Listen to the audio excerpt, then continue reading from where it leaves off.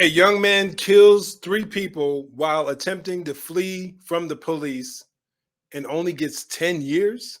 For real? Only tonight on Fox, a criminal district court judge sentences an 18-year-old to just 10 years after he pleads guilty to killing three young men. Family members of the victims are just devastated. Fox 26's Randy Wallace joining us live from the newsroom with this exclusive story. Randy. Yeah, Rossi, 230th Criminal District Court Judge Chris Morton has been the subject of many of our breaking bond reports. He has a history of granting multiple bonds to violent offenders who go on to become murder suspects. If you're unfamiliar with these breaking bond reports, Fox 26 in Houston, Texas, check them out. Follow them on YouTube because they really shine a light on some of these woke DAs who are basically destroying our criminal justice system throughout our nation by being ridiculously lenient with violent offenders who do not deserve leniency. I've seen on multiple occasions offenders who were murder suspects or violent suspects who were given very small amounts of bail where they ultimately were released. They ended up hurting someone or they ended up murdering someone. And this is just another one of those situations. Not exactly the same, but very, very similar. And kudos to Fox 26 for highlighting these judges. These people need to be exposed. These people truly, truly need to be exposed. If you are a judge and you are so quote unquote sympathetic to the victim or to the offender, I should say, and basically displaying next to no remorse for the victims in some of these heinous crimes, you actually need criminal charges placed against you. Those are my thoughts. But let's continue. Why did he do that to us? Relatives of 22-year-old Eric Aduna say instead of justice, what they got from 230th Criminal District Court Judge Chris Morton was a slap in the face. 10 years. 10 years? 3 lives were taken. That's right. Morton sentenced 18-year-old Amadal Madawi to 10 years after pleading guilty to killing Eric, 18-year-old Fanan Mashu, and 23-year-old Nick Rodriguez. All four were valets. Madawi was doing donuts and burnouts. He took off at a high rate of speed to avoid police and crashed into the others. My heart truly breaks for this woman and all the families involved.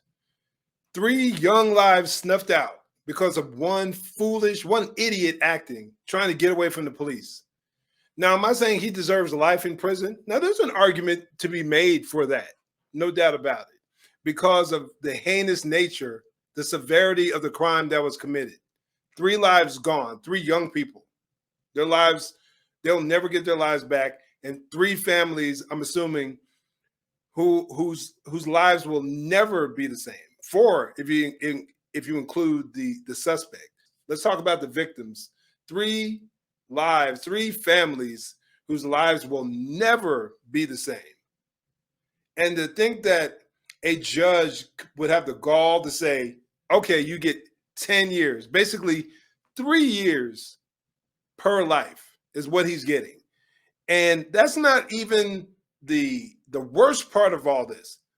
Keep watching, y'all. He was like their shield, Fanan and Nick's shield. Eric took the brunt of the impact of the crash. He was dismembered. Oh my God. Every part of his body. Eric's mother, Rose Orduna, says the case was set for last week, but Judge Morton left court because his son was in an accident.